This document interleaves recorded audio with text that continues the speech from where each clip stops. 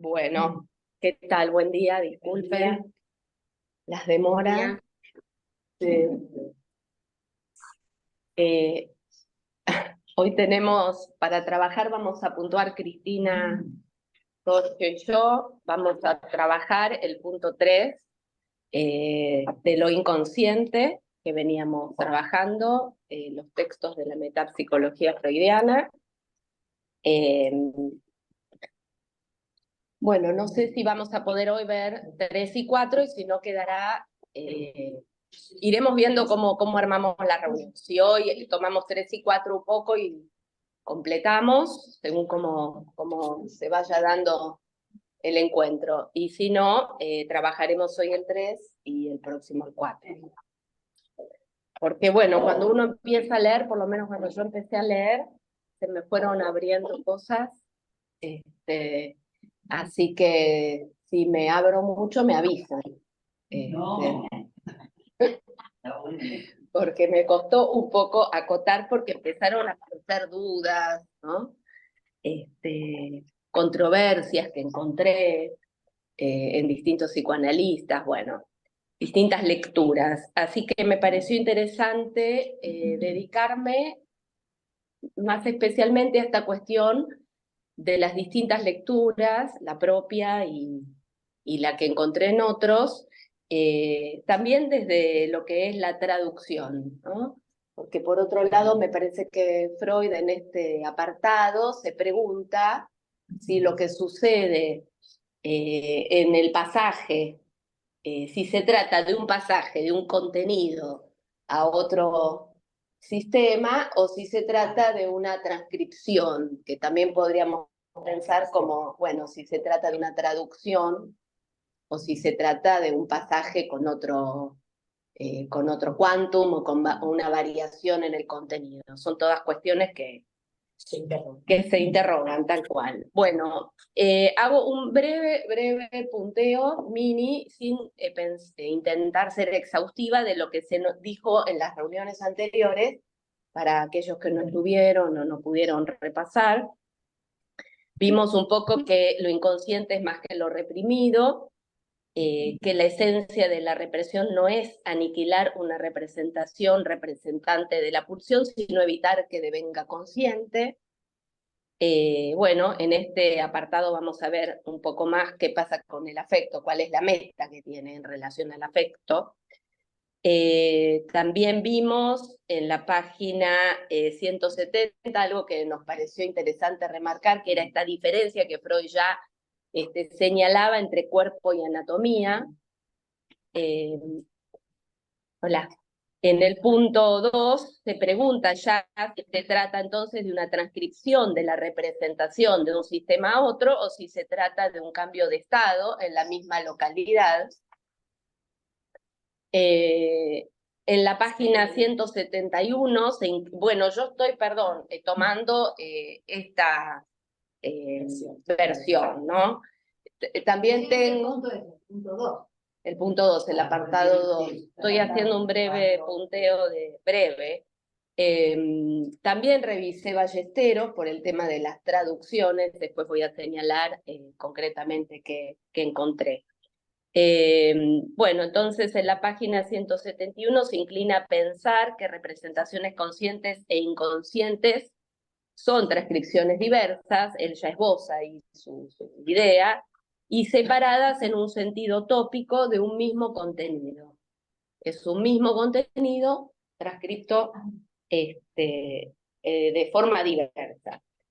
Y en relación al análisis dice que aun cuando un analista, esto que trabajamos de la hipnosis, o sin llegar más allá de la hipnosis, digamos, cuando un analista comunica al paciente una representación que reprimió, no se cancela la represión porque el analista se lo señale, esto es lo que él observaba, ni cambia su estado psíquico hasta que la representación consciente vence las resistencias y entra en conexión con la huella anémica inconsciente. Y ahí señala algo muy... hasta que no hace un enlace, dice Freud, no tiene sentido anunciarle al paciente. O sea, uno lo anuncia, no es que no tiene sentido, pero no produce el efecto aún en ese momento Pero sí señala algo muy interesante también, que pudimos ver, que era esta conexión de que, bueno, de que al paciente de todas maneras le quedan dos,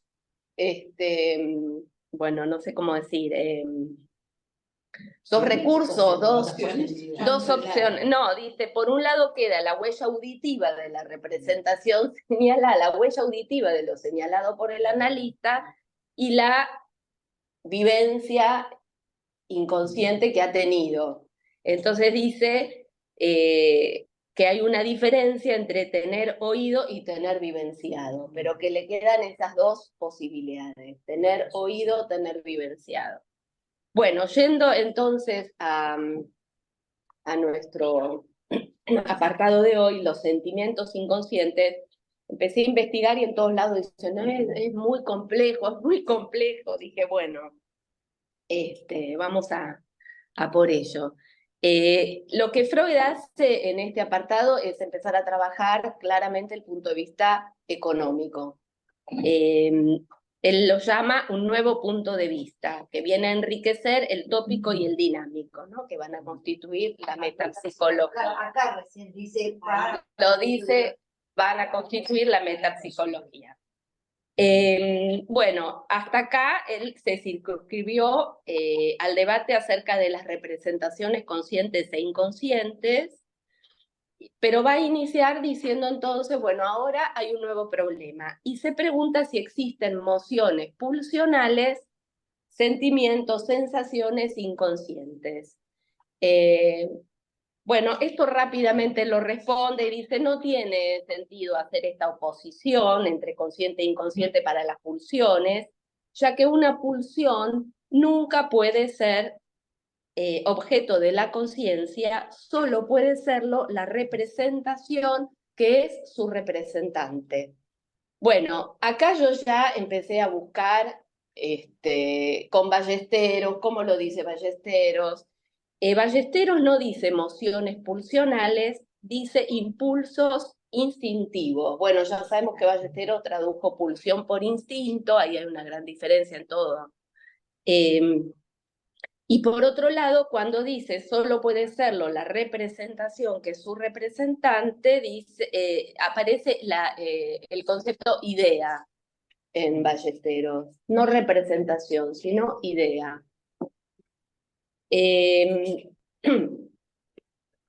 Bueno, entonces agrega también que tampoco en realidad en el interior de lo inconsciente puede estar representada la pulsión, lo cual me pareció muy claro, porque bueno, yo quizás imaginariamente pensaba, bueno, está en lo inconsciente, la pulsión no puede, pero que en el interior de lo inconsciente, no dice, nunca puede estar en la conciencia porque solo está la representación que es su representante, pero tampoco está en lo inconsciente, en el interior de lo inconsciente, lo dice así. Tampoco puede estar tampoco en el interior de lo inconsciente puede estar representada si no es por una representación.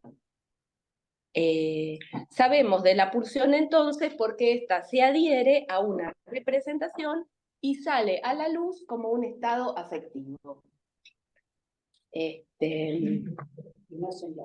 Claro, entonces lo que Freud dice acá, bueno, voy a ir al texto, pero lo que Freud dice acá es que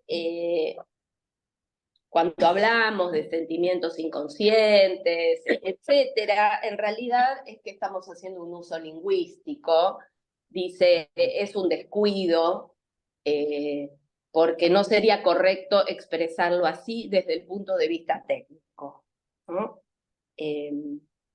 Incluso el título, Sentimientos Inconscientes, podría ser una contradicción, ¿no? Sí. Claro. Bueno, lo tengo acá, sería una contradicción hablar de sentimientos inconscientes, o sea, exteriorizaciones que uno no entiende desde la conciencia. Ballesteros está como emociones inconscientes. Bueno, ahora voy a entrar con eso, ahora voy a llegar.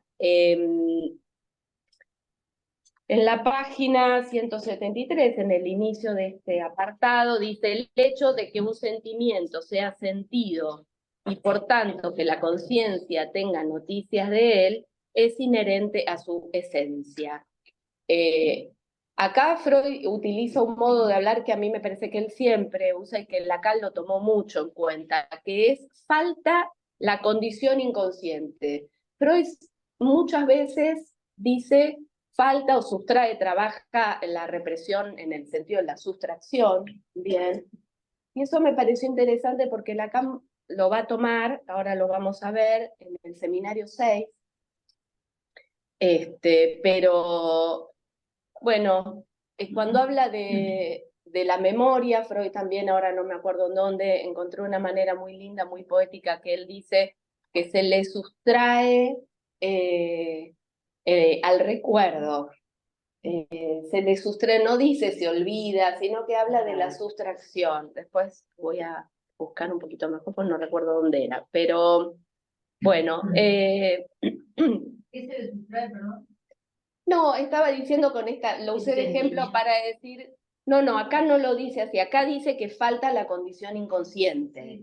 Lo que digo es que Freud tiene una manera muchas veces de señalar sus conceptos, sus ideas en relación a lo que falta o lo que se sustrae. Sí, que me parece que lo tomó Lacan bastante, esta línea de Freud. Bueno, encontré que en el punto 2 del yo y el ello, porque por supuesto él después va a retrabajar lo que trabaja en la represión, en lo inconsciente, lo va a retomar en el yo y el ello, en inhibición, síntoma y búsqueda. No voy a entrar a señalar todas esas cuestiones que él trabaja, pero sí me pareció interesante porque en el punto 2 del yo y el ello dice: son conscientes todas las percepciones que nos vienen de afuera, percepciones sensoriales, y de dentro lo que llamamos sensaciones, sentimientos. Habla de afuera y de dentro. Lo sensorial, sensaciones, percepciones sensoriales que vienen de afuera son conscientes, y de adentro lo que llamamos sensaciones y sentimientos. Y que la diferencia es que para traer a la conciencia la representación inconsciente es preciso procurarle eslabones de conexión, ya en el yo y el ellos es lo que, digamos, la representación palabra, ¿no? Eslabones de conexión, lo cual no tiene lugar para las sensaciones que se transmiten directamente hacia adelante. Las sensaciones son, dice, o bien conscientes o bien inconscientes. Falta lo preconsciente. Esto es que en el texto lo inconsciente encontramos entre paréntesis, al lado de cuando habla de conciencia, un paréntesis que dice preconsciencia o preconsciente, que está en una llamada aclarado que esto no estaba en ese texto original, se incluye después la idea del preconsciente. Bueno, esto creo que lo dije, está en el punto 2 que les decía del yo y el ello, esto que leí recién. Bueno,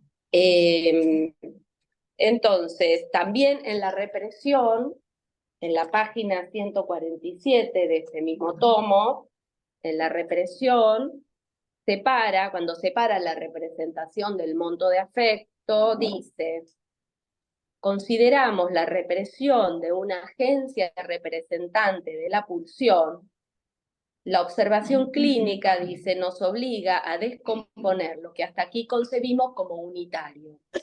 Junto al laborstellum, o sea, la representación, interviene algo que es diverso, que representa a la pulsión y que puede experimentar un destino diferente del de la representación.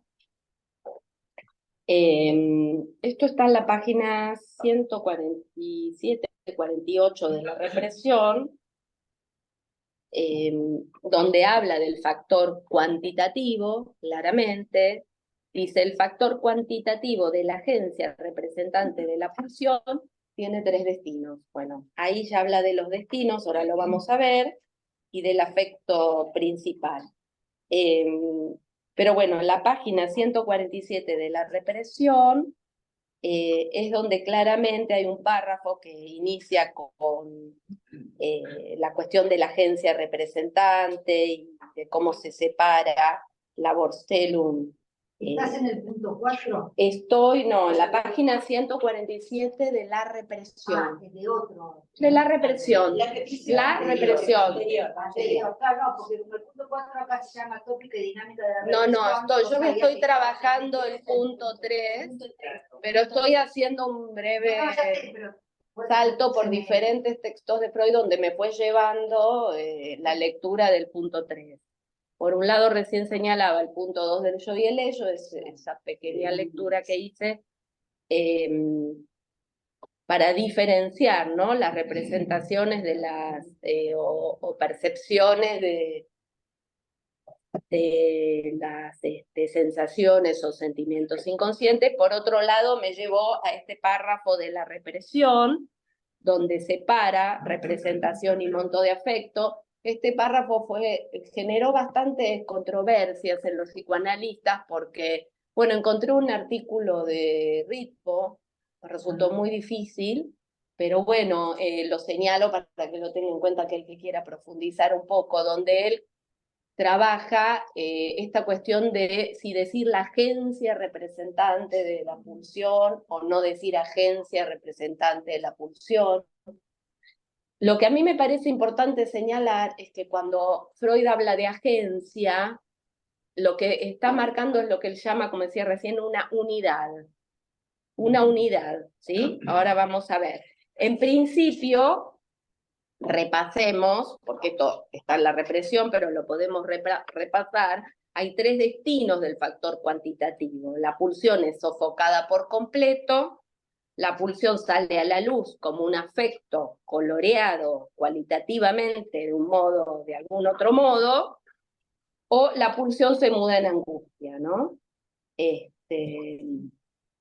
Bueno, entonces, Freud señala que como el propósito de la represión es la evitación del displacer, se infiere que el destino del monto de afecto de la agencia representante de la pulsión es mucho más importante que el de la representación, el destino, ¿no?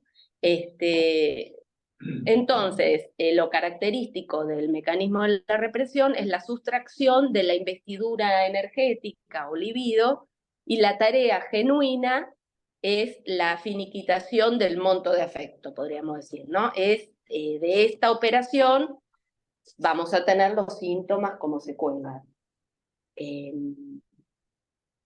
Este sería el propósito de la represión. Con respecto a ver, voy a volver a nuestro texto de hoy, pero acá está.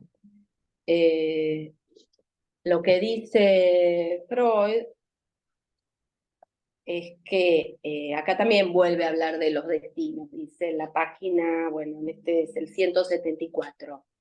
Dice, el uso de las expresiones afecto inconsciente y sentimiento inconsciente remiten en general a los destinos del factor cuantitativo de la moción pulsional, que son consecuencia de la represión, es lo que acabábamos de decir. Sabemos que esos destinos pueden ser 3. El afecto persiste, es mudado en un monto de afecto cualitativamente diverso o es sofocado, ¿no? El cualitativamente diverso se refiere a la angustia en principal. Bueno, este texto es contemporáneo de Pulsiones y Destinos de Pulsión también, ¿no?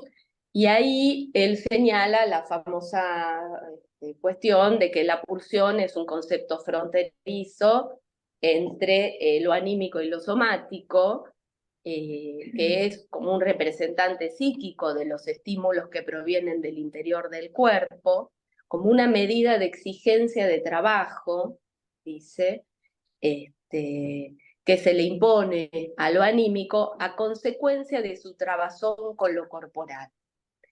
Me interesa retomarlo, porque cuando habla de emoción pulsional, en este apartado 3, busqué, bueno, por suerte volvió Cristina, busqué, bueno, en alemán, pulsión, que se traduce como Triebregung, ¿se pronuncia? Y Regún, lo que encontré más es que hay acá una controversia también, si traducirlo, en realidad Regún, la traducción que se prefiere es movimiento, mover, ¿no? Movimiento pulsional, cuando en otros lugares se traduce como emoción. O sea, a mí me parece interesante pensar, porque son cuestiones donde también cada uno digo, en las discusiones, ¿no?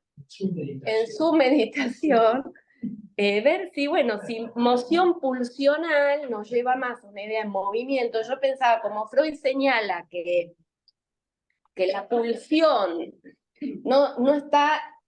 Nunca vamos a acceder a la pulsión, salvo representada tanto en la conciencia como en el inconsciente. Es esta exigencia de trabajo, es está en la frontera, concepto límite, que a mí me hacía pensar, bueno, yo trabajé el seminario de Literater, trabajé en un grupo y veíamos la diferencia entre frontera y litoral.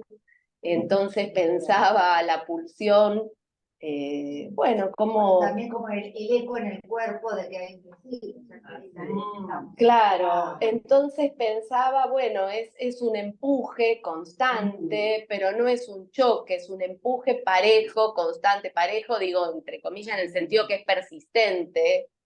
Tendencia Tendencia, bueno, podría ser, yo no lo encontré, la verdad que no lo encontré. Encontré sí que Freud, bueno, en relación a Trieb pone el acento en lo que empuja, acicatea, no para, no deja parar, esa fuerza poderosa e irresistible que aparece en el cuerpo. Si bien también encontré, y esto puede ser porque quizás no busqué suficiente, ¿no? Pero me pareció entender que Lacan se inclinaba a traducirla como deriva, que por ahí esto tiene que ver con lo que vos decís. Desvío, dice, desvío de una nave de su verdadero rumbo por causas no controlables. Bueno, volviendo. Bueno, pero en realidad Freud habla mucho del efecto, que dice que el afecto es un efecto de la represión. Nunca puede pasar entonces a ser objeto de la conciencia la pulsión como tal. Dijimos, la conciencia solo sabrá de la pulsión a través de sus embajadores. Bueno, porque también busqué investidura, porque trabaja bastante acá el tema de la investidura, y la conciencia entonces solo va a saber de la pulsión a través de los embajadores. Dice que son los que se invisten para una función, ¿no? Esta unidad que arma la moción, la agencia representante, esta unidad está compuesta por el representante representativo, ¿sí?, que tiene la cualidad de idea de la representación, sería el representante significante, podríamos decir, de la pulsión, y el representante afectivo. Porque, bueno, Freud diferencia claramente entonces que no es lo mismo el afecto que la representación. Ambas son cualidades, dice, el representante afectivo es de otra naturaleza, no es representativo en el sentido de la idea, de la construcción significante, sino que es el afecto como una transformación de la pulsión. Claro, y acá no habla de representante representativo. No. No. Pero sí dice que la represión recae sobre las ideas. Sí. Sí. Bueno, otra diferencia que encontré en las traducciones de los traductores de Freud, Ballesteros y Strachey, ¿no? O Echeverry, no sé quién es. es que Ballesteros lo traduce la idea de un desarrollo de afecto, y acá en Amor Ortú, en esta edición, encontramos desprendimiento. ¿Se cerró la reunión? ¿O no? Se cerró la reunión. ¿Usted? No. No, porque se desconectó, ahora vuelve. Ahora vuelve. Bueno, Espera un minutito. Te escuchamos, te escuchamos. Bueno, nos había cerrado la computadora con la reunión, pues pensamos que había un problema. Estamos bien. Seguimos. Bueno, bueno, me interesaba esta diferencia también. Ballesteros traduce como desarrollo de afecto y en Amor Ortú encontramos desprendimiento de afecto. ¿Te gusta más desarrollo? Bueno, después planteo estas cuestiones que encontré para pensar, porque realmente en alemán, bueno, ahora...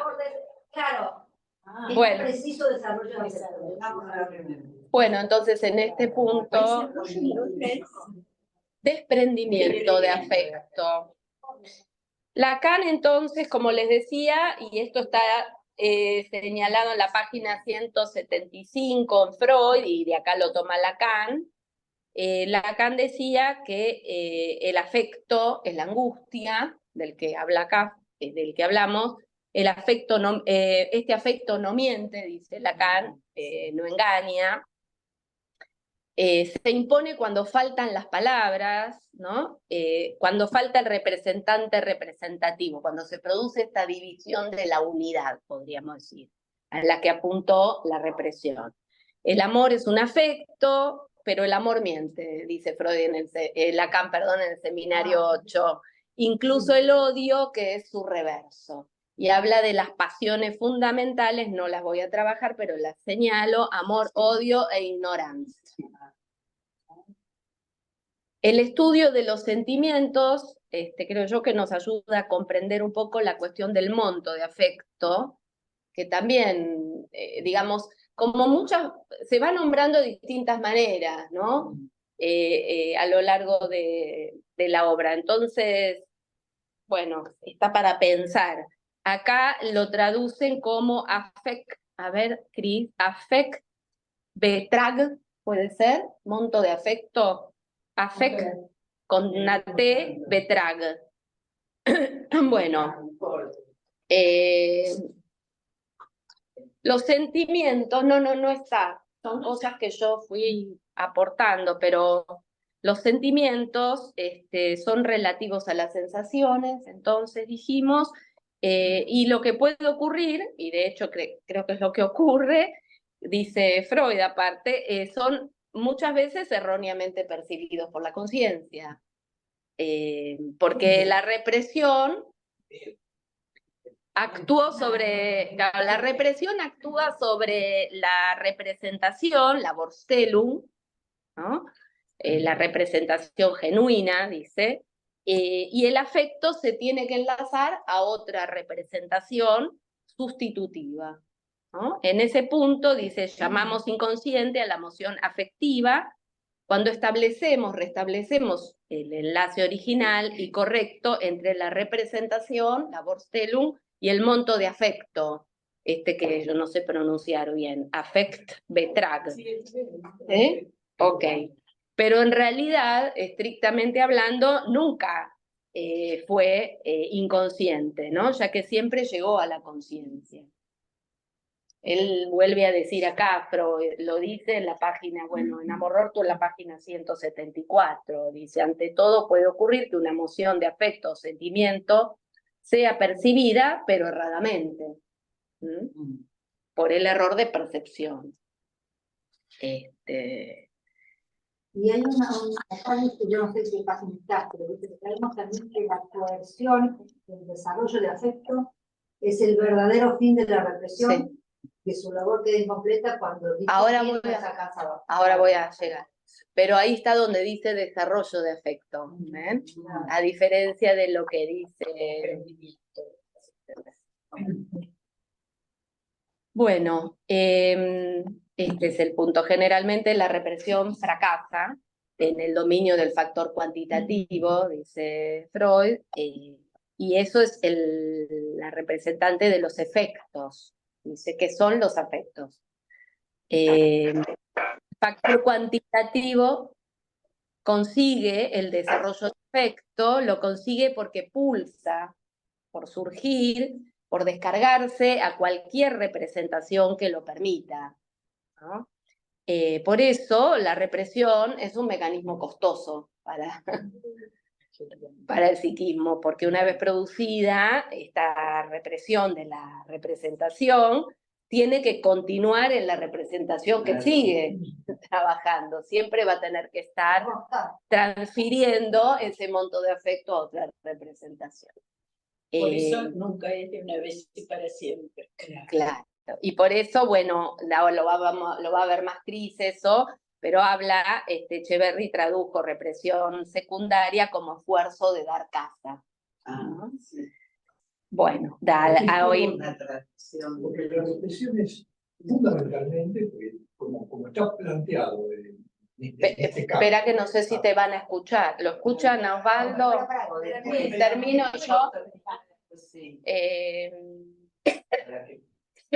Bueno, yo pensaba un poco que esa es la tarea, para decirlo simple, del psicoanálisis o de los analistas, ¿no? Ocuparse de estos afectos que son exteriorizaciones de pulsión reprimida,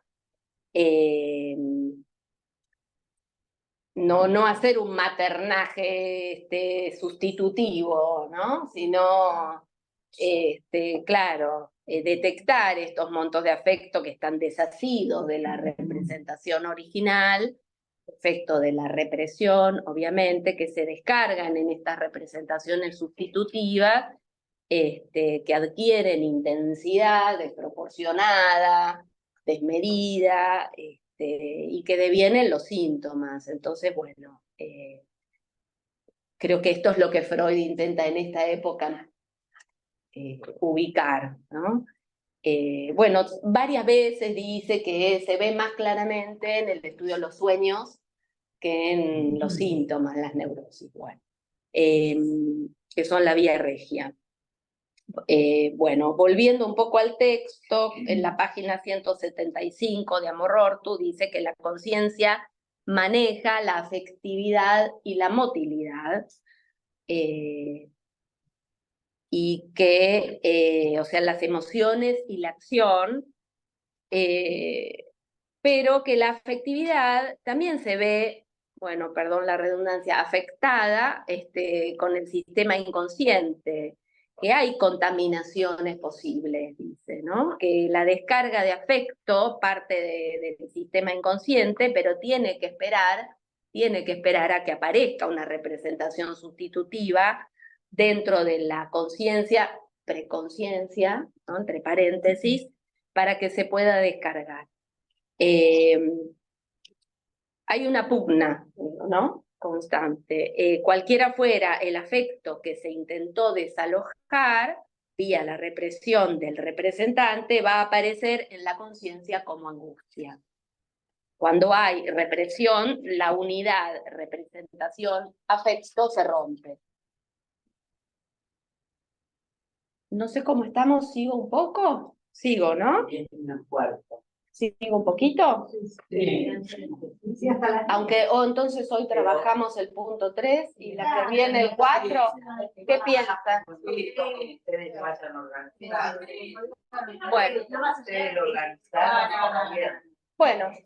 Bueno, ¿no te importa, Cris? No. Sí, ¿no? Ok. Bueno, digo porque acá me fui un poquito a Lacan, encontré que Lacan en el seminario 6 de la edición PAI 2, en la clase 3, en el parágrafo 2, el deseo...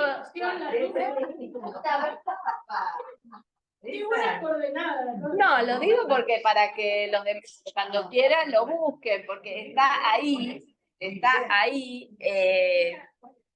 el deseo en el sueño. Él no sabía que estaba muerto, donde trabaja el sueño del padre muerto. No es ese. No es ese, sí. Ahí habla concretamente de este... No lo sabía recién, ¿no? Ahora te voy a decir, sueña, digamos, se trata de un hombre que su padre había estado muy enfermo, él había sufrido mucho en esta enfermedad y él lo había asistido mucho. Fallece y después sueña que el padre está vivo, pero él piensa, está muerto. Y Freud lo que trabaja es el sentimiento de que, bueno, le deseó que se muriera. Lacan, perdón. Pero no, pero Lacan lo trabaja de Freud, yo creo esto, ¿o no? Bueno, ahora se me hizo un lío. Yo no lo conozco. Ahora, claro, ¿no lo conoces en Freud? Bueno, después lo voy a buscar bien, la verdad que lo que encontré y quería decirles es que en esta clase, Lacan trabaja concretamente el punto 3 de lo inconsciente, o sea, dice, voy a trabajar, y toma los párrafos, claro, toma los párrafos y dice... ¿Qué clase es? Perdón. Clase 3. Es seminario 6, clase 3. Dice, habla concretamente de este punto 3 de lo inconsciente. Dice, nos remite a los oyentes a lo inconsciente. El apartado 3 dice, constatarán que tanto el representante representativo como el representante afectivo son elementos significantes. Dice, en lo que entiendo que es una discusión con Green. Green escribió un libro sobre los afectos y digamos, decía que Lacan no se ocupaba de la vía afectiva. Él toma en este momento eso, por eso va al punto 3 de lo inconsciente y dice, los que me critican de intelectualista creen que no tomo la vía afectiva, lo dice así. Entonces va a pasar por este artículo que estamos trabajando y nos ubica a nivel de los sentimientos inconscientes en la medida en que Freud habla de ellos, dice Lacan. Freud nos explica muy claro que solo puede ser reprimido lo que él llama Vorstellungsrepresentans, con la S, Vorstellungsrepresentans, que significa representante de la representación del movimiento pulsional. Está traducido así en país. No representante. Representante de la representación. Acá les dejo otra inquietud. Esto generó también mucha controversia. El de la representación. Perdón,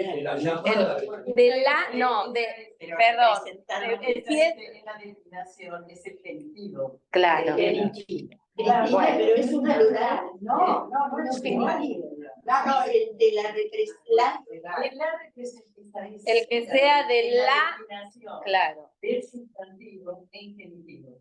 La tercera. Que sea de la representación o que sea representante de representación. ¿No?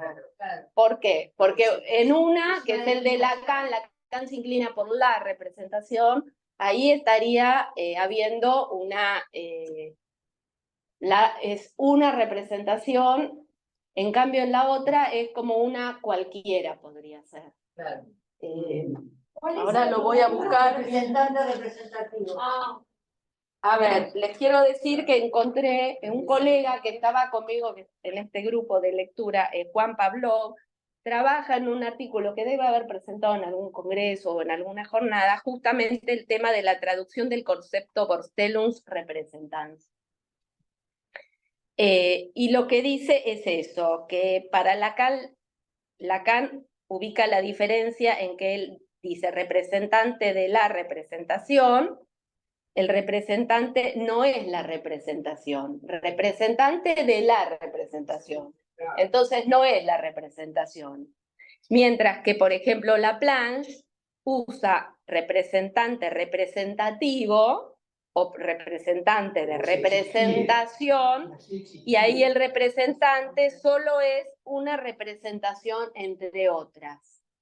Lo que concluye Juan es que en realidad es más acorde lo que traduce Laplanche, que Lacan hace un forzamiento en un punto, pero bueno, que, bueno, no le quiero discutir a él, esto es lo que yo leo, ¿no? Él hace todo un recorrido. En alemán hay muchos sustantivos, pero hay que buscar dentro de los sustantivos esas palabras comunes. ¿Cuál es entonces acá es la representancia, no es la representancia. Claro. No sé, claro, por eso el embajador es el embajador, digamos, no es la representación, es que esté representando. Claro. Es la acción de representar. Y segunda respecto de la representación. Sí. Lacan dice, el inconsciente no tiene cuerpo más que de palabras. El inconsciente no tiene cuerpo más que de palabras. O sea, digo yo, no es un inconsciente de representaciones, sino de palabras inconscientes, amontonadas, podríamos decir montones. Dice, ellas hablan sin saber absolutamente lo que dicen. Me parece que la importancia es de substancializar. Exacto. Exacto. El significante no es la representación, el esfuerzo de Freud por ubicar que es representante, que no es la representación. Sí. El esfuerzo, pues todavía no cuenta con alguien. Bueno, sí, esa es la, exacto. Eso dice, va a decir Lacan, que Freud lo dijo, pero que no contaba con algún elemento, ¿no?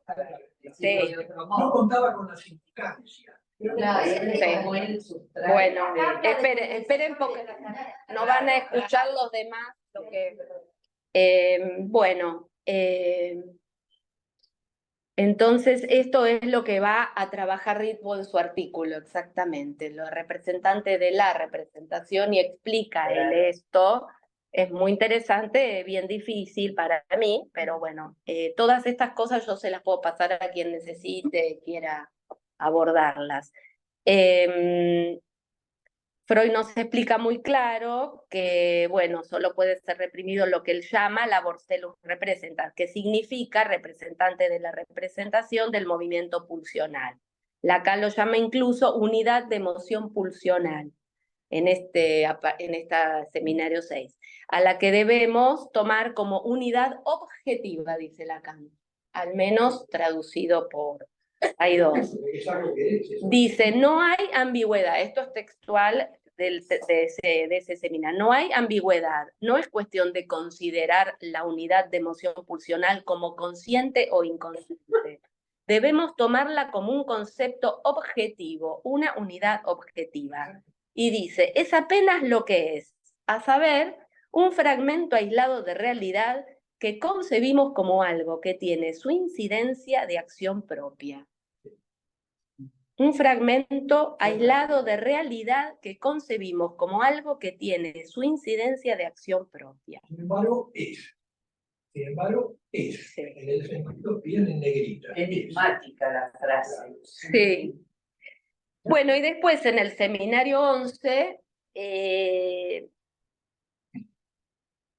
si después quieren lo vemos en la conversación, dice que el inconsciente es la suma de los efectos de la palabra en un sujeto, a ese nivel que el sujeto se constituye con los efectos del significante. El sujeto que aparece en el momento que la duda se reconoce como certeza, pero a la vez los cimientos de ese sujeto se revelan mucho más serviles en cuanto a la certeza que pierde. Ahí se da lo que es el inconsciente. Bueno, esto dice que incluye al analista como testigo de esa pérdida. Claro, porque ahí dice que el analista forma parte del concepto de inconsciente. Claro, claro.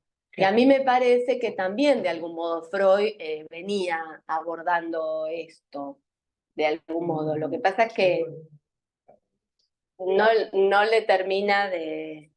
Bueno, le faltan también elementos. Bueno, esto me interesó, y con esto voy a parar, creo, que es que la represión es un no querer saber, entonces recae sobre las representaciones, imágenes, ideas, pensamientos, palabras, pues busca que dichas representaciones no sean conocidas por el sujeto, que no devengan conscientes, o si ya lo son, por medio del enlace de la representación palabra, procura expulsarlas cuanto antes, pues resultarían dolorosísimas o angustiantes, ¿no?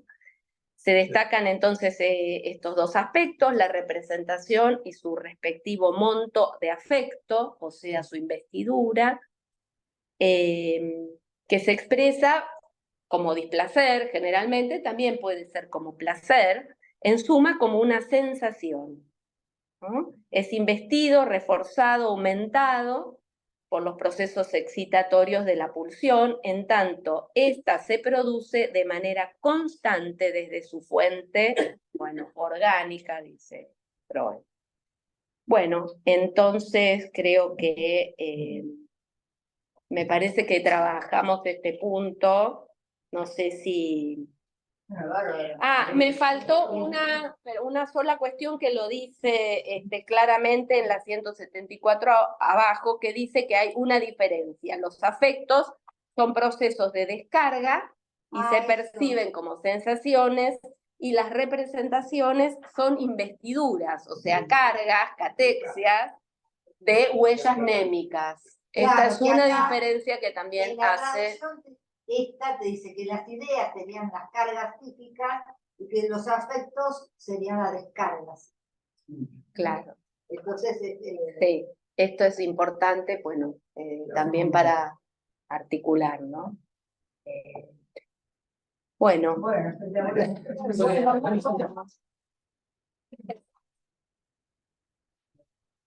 Me quedó un poco larga la... No. Muy bien. Que es muy complejo. Podés acortar. Bueno, no sé si... Bueno, ahora hablamos. con el teléfono. Claro, tengo que pasar el teléfono, quería ver si había, porque acá hay hay algo en el chat. No sé si alguien quiere decir algo. Estela Mari, les digo lo que dice Estela Mari. Dice el lugarteniente de la representación en el seminario 11. Lugarteniente. Bueno, voy a ir pasando el teléfono. Es muy controversial. Quiero decir algo que es muy controversial y que ya lo dije muchas veces y todavía no tengo una respuesta. No existe en alemán la palabra angustia. No, angst es miedo. No hay. Ahora que estuve otra vez en Alemania, volví a preguntar. A ver, decime. ¿Cómo? A los que hablan castellano y hablan muy bien alemán. ¿Cómo explicar, cómo decís en alemán la palabra angustia? Piensan, no hay. Entonces, hay palabras que son, por ejemplo, estado de miedo, Zustand, o not, que es urgencia, pero la palabra angustia no existe. Y en alemán es Angst, la dice, es anxious. Sí, no, pero anxious es ansiedad. Pero, bueno, entonces una vez pensé algo muy feo. Yo también, no te preocupes. Que eso quede entre nosotros. Que los alemanes no tienen angustia. Si no está el significante, no está, bueno, pero tienen. Es increíble, ¿no? Ahora, me he dedicado mucho a pensar a ver cómo lo puedo decir cuando yo se lo digo a otro alemán que no sabe castellano. ¿Cómo le digo algo de ese sentimiento? Porque no es miedo. Lo que pasa es que Freud lo llevó después a decir miedo de algo con un objeto y miedo donde no hay objeto, ¿no? Y lo hace, claro. Bueno, esto trae la pregunta de por qué se tradujo, porque tanto Amador como Ballesteros lo tradujo en misión síntomas de angustia. En castellano no sirve. Ya está igual.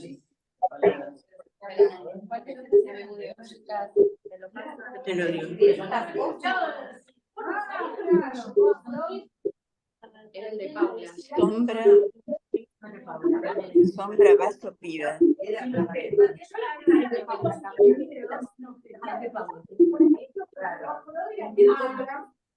Punto, vaso, con B corta. Piba. Piba. Vos, yo, piba.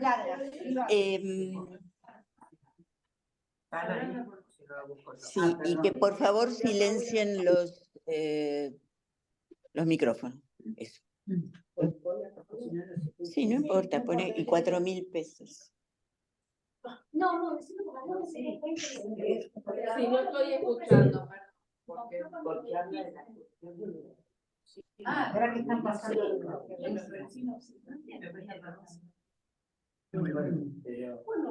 ¿Quién tiene el celular?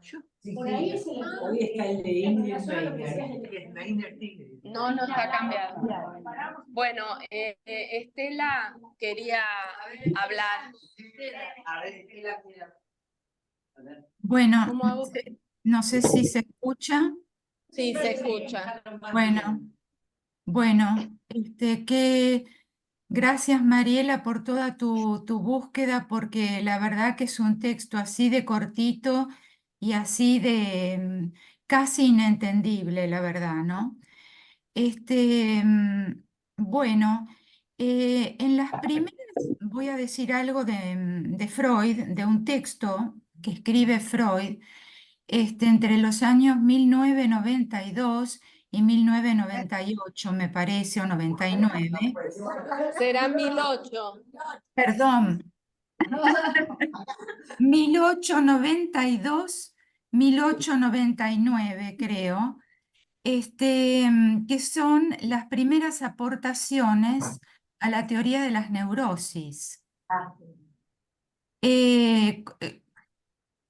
Bueno, ahí habla de la traducción es angustia, pero para decirle algo a Cristina, Freud que va a desprender de un grupo de neurosis donde está la neurastenia, la histeria, no importa,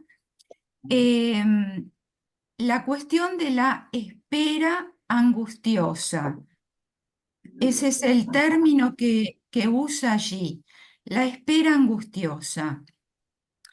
Y más adelante, porque él va a trabajar el gran problema de la neurosis de angustia, que sería el actual ataque de pánico y que la verdad me gustaría que en algún momento charlemos nosotros. Bueno, entonces ahí dice que la pulsión consta de dos aspectos, la idea o representación y el afecto. Y acá cuando habla de afecto se refiere a la angustia, no sé cómo será el término en alemán, igual dice espera angustiosa, pero se refiere al quantum de esa Monto. representación. Exacto, es decir, que ya está esta idea del factor económico. Y entonces lo que dice es que ese quantum, bueno, lo que se reprime es la idea, el quantum no. Es decir, la angustia, el afecto, no sentimiento, acá habla de afecto, pero claro, yo no tengo el texto en alemán, ¿no? Eso no se reprime. ¿Qué se hace con eso? Si estamos hablando de la neurosis obsesiva o de la fobia, el afecto va a otra idea. En el caso de la fobia, va a Claro. ese comodín Bueno. que dice después Lacan, que va a ser, por ejemplo, un animal, en general, un animal. Y en la neurosis obsesiva pasa a otra idea nimia que no le complica tanto al neurótico, después se le va a otra. Y en la histeria lo que hay es la conversión. Y entonces el tema está en el cuerpo, ¿no? Agrego una cosa para dejarla para algún momento, que es muy interesante, que en la neurosis de angustia, no en la histeria de angustia, que es la fobia, ¿no? ¿Se acuerdan? En la neurosis de angustia, no hay ligazón entre la idea y el afecto. No hay metáfora, no hay desplazamiento, no hay condensación. Eso, bueno, lo dejo para algún otro momento. Pero, francamente, en este texto ya está anticipando lo que va a decir después, y está claro que la pulsión, dice acá, tiene dos aspectos: el montante, el quantum y la idea. Bueno, eso quería comentar.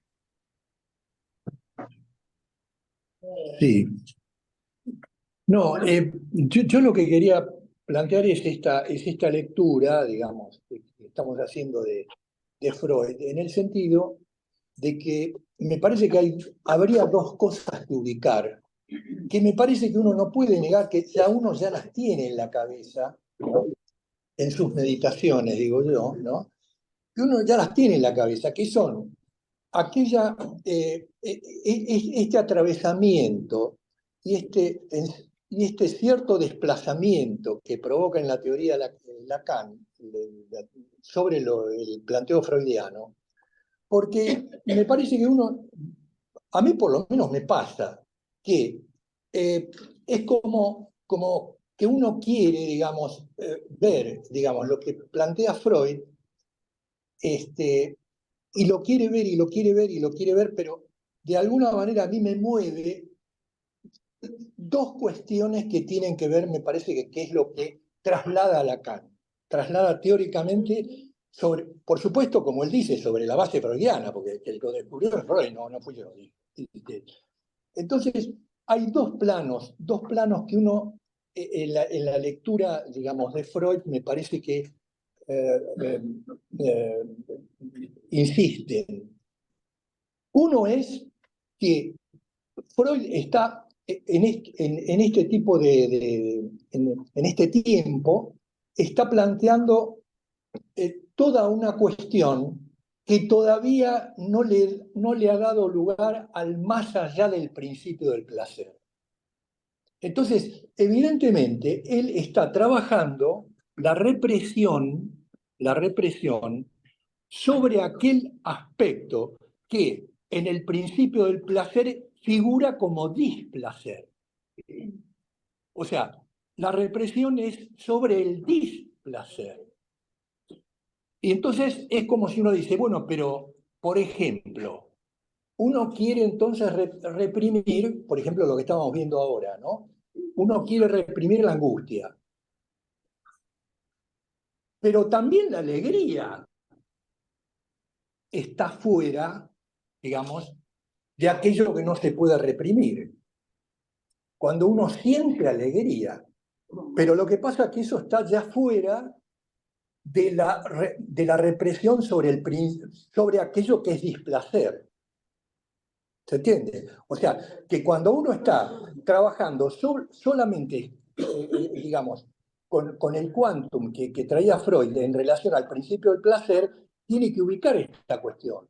Es decir, por ejemplo, a mí me preocupa, yo dónde pongo, si vos lo ubicás allí, ¿dónde pongo la alegría? Por ejemplo. Ese es un punto.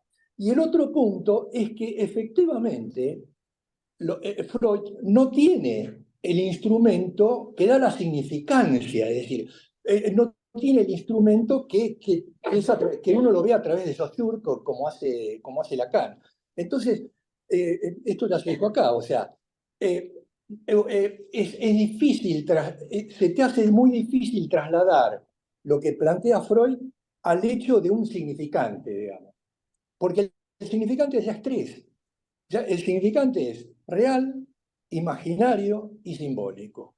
O sea, ahí hay un juego de tres. Y en cambio, lo que plantea Freud te lleva a una cuestión difícil de dónde pongo el tres. Porque funciona constantemente en una relación del dos. Esto es lo que me parece. Está Marta, Graciela y después Marta. No, estaba Marta. No sé, ¿vos habías dicho? No. Entonces Marta. Yo había dicho. ¿Quién cantó PRI? Después de Graciela estoy. No, a mí me perturbó un poco lo que dijo Cristina, de que no hay angustia. Así, más cerca. No, que no estás enfocando. Enfocándote A mi cara. mira el celular. Sí, claro. Bueno, me perturbó, la verdad. ¿Qué hacemos ahora si esa palabra no está en el idioma de Freud? Y yo pensaba, trataba de recordar a raíz de la intervención de Estela a las neurosis actuales, y que Freud, neurastenia y neurosis de angustia, las llama exclusivamente corporales. No hay tratamiento simbólico, se trata del puro cuerpo. Y ahí mete esta palabrita que está cuestionada hoy, y entonces me preguntaba qué es lo que refiere de la angustia, de la supuesta angustia en la lengua de Freud al cuerpo. Digo, ¿dónde ponemos esta cosa que es un horizonte de nuestro trabajo clínico, ¿no? Claro, muy buena pregunta. Bueno, no sé, le pregunto a ustedes. Justo al padecimiento. Claro, me parece justo el punto. Sí. No, digo lo que me dijo Marta recién, me parece que lleva, bueno, por lo menos a lo que yo pensaba tomar de tantas cosas, ¿no? Que es, porque la angustia uno la siente en el cuerpo. Quiero decir, justamente si hay algo que se siente, si hay algo que se siente en el cuerpo, es la angustia. Como padecimiento, ¿no? Y no, una cosa muy sencilla como para ir abriendo terreno nomás, que todo ese planteo acerca de la represión y de la hipótesis de existencia del inconsciente, Freud lo pone en juego en el mundo, digamos, me parece, porque se plantea qué es lo que lleva a los síntomas o a los sufrimientos, todo esto que llamamos afectos, etcétera, si no fuera algo que está impedido de tomar lugar, ¿no? La prohibición del incesto como matriz simbólica supone que hay algo que al cuerpo del ser viviente, humano, le impone una restricción a su goce, ¿no? Y a partir de ahí me parece que es todo el problema de a dónde va a parar eso y si hay o no representación de eso. Y acá viene perfectamente lo de la palabra angustia, porque justamente creo que la vuelta que da Lacan es que no solamente se trataría de si hay una palabra que represente ese afecto, sino si la existencia o no existencia de esa palabra modula al afecto en el cuerpo. Eso. Después de Marité. Perdón. La posibilidad o no de encontrar una palabra. Sí. Y ahí entonces hace conexión con la representación. Claro. Claro, porque el asunto que está trabajando mucho acá, en este punto, es el factor cuantitativo, ¿no? Como que acá adquiere mucha importancia, entonces estamos pensando, ¿qué es esto? ¿Qué quiere decirnos él con la carga, la contracarga? ¿Qué es lo que se descarga afuera? ¿Qué es lo que se carga adentro? ¿No? Como que está como si fuera una especie de dualidad, y yo pensaba como si fuera un precursor de lo que después Lacan trabajó en relación a lo real, porque es esto constante, ¿no? El quantum de Freud es el real de Lacan. Claro, eso, pensé esto, que el quantum que está trabajando Freud lo podemos pensar hoy en relación a cómo piensa Lacan lo real, ¿no? Que siempre está ahí, que es constante, que lo que vuelve al mismo lugar, bueno, las distintas... No le falta nada. No le falta nada, las distintas facetas que podemos pensar en relación a lo real. Así que bueno, creo que este es el trabajo, ¿no? Y que nosotros tratamos de integrar, y es interesante lo del afecto y lo de las neurosis actuales, las dos cosas que traen para que podamos seguir pensando, bueno, cómo lo podemos articular hoy, porque acá Freud está tratando de, bueno, qué es lo que él escucha, ¿no? Y qué es lo que hace con eso. Y bueno, y hoy estamos en otra posición para pensarlo, pero de todas maneras, ¿qué se hace hoy con los padecimientos actuales, ¿no? Bueno, Marita. No, yo ayer leí en la revista Eñe salió un reportaje por a Sí, Ferreira. a Ferreira, que bueno, está pobrecito. No sé si también habrán convocado a los otros, porque todos tuvieron 50, tanto los que quedaron como los que se escindieron. Es una viñeta ahora, ¿no? No, porque estaban los 50 años de la fundación de la escuela freudiana que fundó Oscar Massota. Pero en realidad eran las dos, la freudiana de Buenos Aires. Yo escuché, bueno, no importa, pero esta es una anécdota, pero lo que yo quería situar, me pareció interesante, la idea de que no habría Lacan sin Freud, pero actualmente no hay Freud sin Lacan. Eso me pareció que, bueno, es un poco lo que hacemos acá, porque cuando uno plantea que en la histeria no hay pensamiento, sino que hay conversión, y es el cuerpo que habla, bueno, Lacan, ¿cómo lo resuelve? En realidad no es que el obsesivo padece de pensamientos y la histeria padece del cuerpo, porque el cuerpo de la histeria es un cuerpo que está habitado por el significante, es decir, cuando Osvaldo ubica la cuestión del 3, es porque claramente, ¿no? Uno ya aprendió que en realidad hay un nudo, digamos, en el síntoma entre significante y goce. Es decir, hay un goce apalabrado en el síntoma en el mejor de los casos, y hay un goce no apalabrado que sería lo peor, porque es un poco aquello que nos convoca a la intervención analítica. Porque la palabra viene siempre a situar un límite a la debate. Está fuera del discurso, no sé si no apalabrado, como en la psicosis, por ejemplo. No, pero no apalabrado me parece que es más benévolo, porque fuera del discurso es que no podría articularse nunca, y no apalabrado es que podría apalabrarse y podría entrar en discutivo, en ese sentido, ¿no? Lo posible. Digo, la posibilidad de que cese de no escribirse, ¿no? Yendo a las tres categorías lógicas, no, si lo que no cesa de no escribirse podría cesar de no escribirse, ¿no? Pero por eso en algún lugar, por ahí, bueno, en la lengua alemana no está este concepto de angustia, pero bueno, digo, no, o por ahí no como...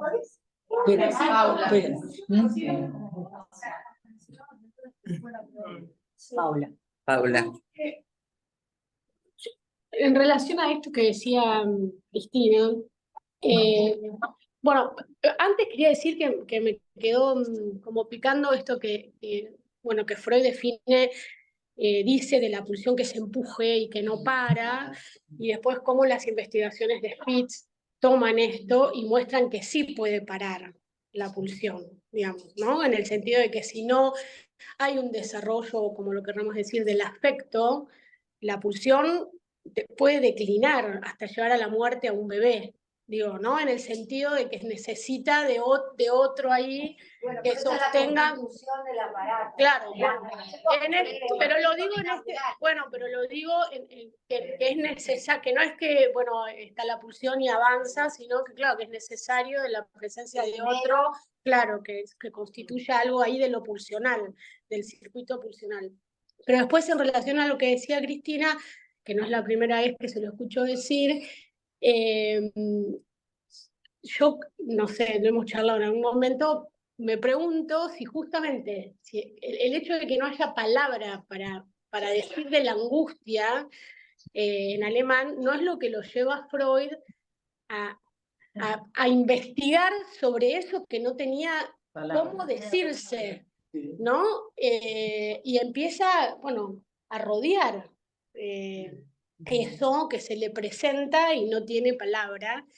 Y me acordé de dos cosas, de algo que hablábamos con Celia la vez pasada cuando preparábamos los primeros puntos, que vos decías que estabas un poco enojada, lo voy a decir así, con Lacan, que no tomaba el castellano como un, no me acuerdo cómo lo dijiste, como un, bueno, ahora lo que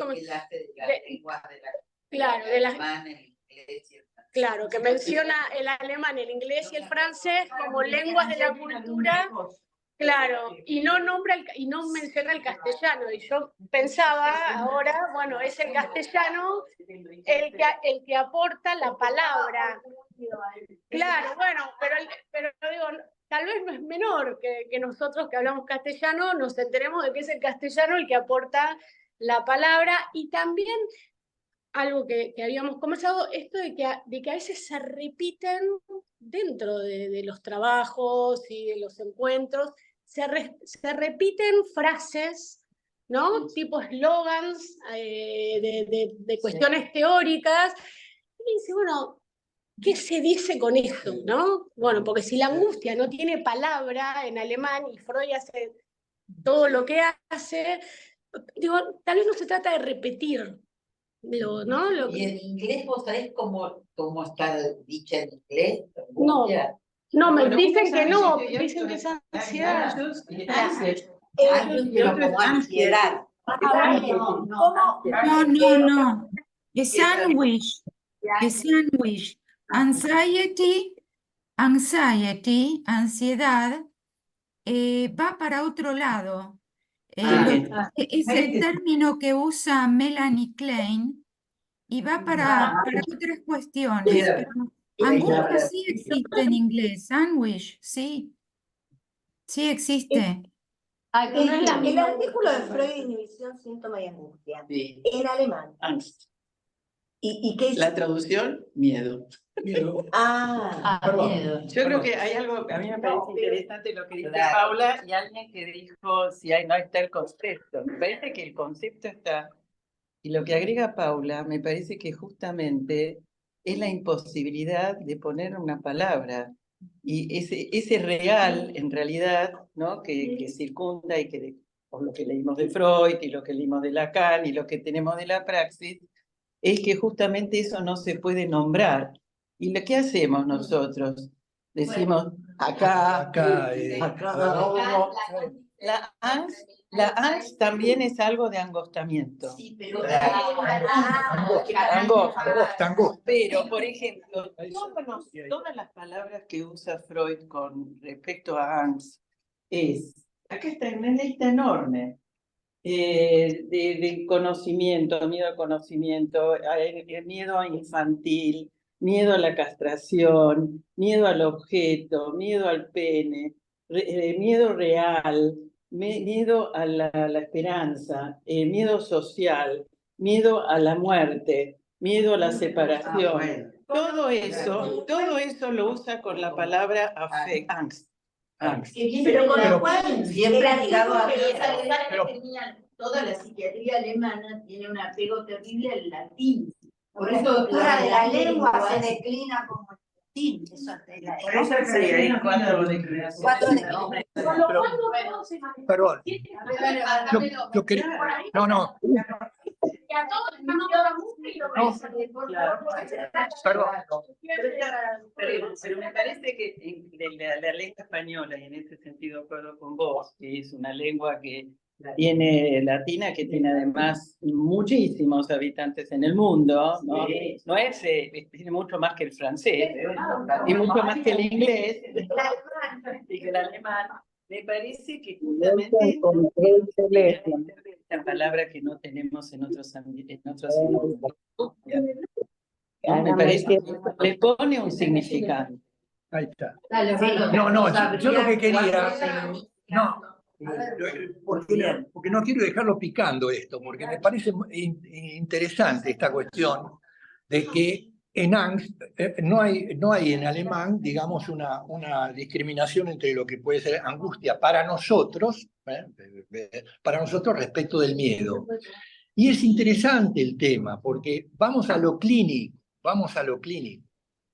Porque si uno ubica la cuestión que es de miedo, entonces, ¿cómo hacemos para discriminarlo de la fobia? De la fobia. ¿Por qué? Porque incluso Lacan, ¿cómo plantea la fobia? La plantea por el lado de Juanito. Freud también por el lado de Juanito. En el sentido de que, bueno, pero es una cuestión clínica infantil que dura más o menos como a Juanito 6 meses, una cosa así. Porque es una cosa infantil. Pero la fobia hay un objeto claro. Bueno, ahí está. Pero ahora lo que voy. Pero cuando hay una fobia en el adulto, minga que se va. Dejémonos de joder. Es un objeto aterrador que tiene una cuestión muy clara, muy definida y que no se va. Ahí hay una cuestión clínica del miedo. Ahí es una cuestión clínica del miedo. Claro. Me permiten decir, es una cuestión de grado, volvemos al quantum. Claro, me parece que volvemos al quantum. Bueno, me parece que estamos en la hora de la reunión. Solo quería decirles que Lacan dice en la página 73 del seminario 6, el apartado de la clase que les señalé, dice, a lo desenganchado viene hablando, el sueño sí está presentado por Freud, después lo ves, y dice, ¿qué leemos en Freud? En él leemos que el problema es saber en qué se convierte el afecto en la medida en que está desenganchado de la representación reprimida y que ya no depende más que de la representación sustitutiva a la cual logra enlazarse. A lo desenganchado corresponde esta posibilidad que le es propia de ser anexado a otra representación. Por lo cual, y con esto decía de terminar, el afecto se presenta en la experiencia analítica como algo problemático. Es problemático para una Estamos de acuerdo. Bueno, gracias por haber participado y entonces la próxima vez de Freud vamos a trabajar el punto 4 y no sé si el 5, pero en principio seguimos con el 4. Muchas gracias.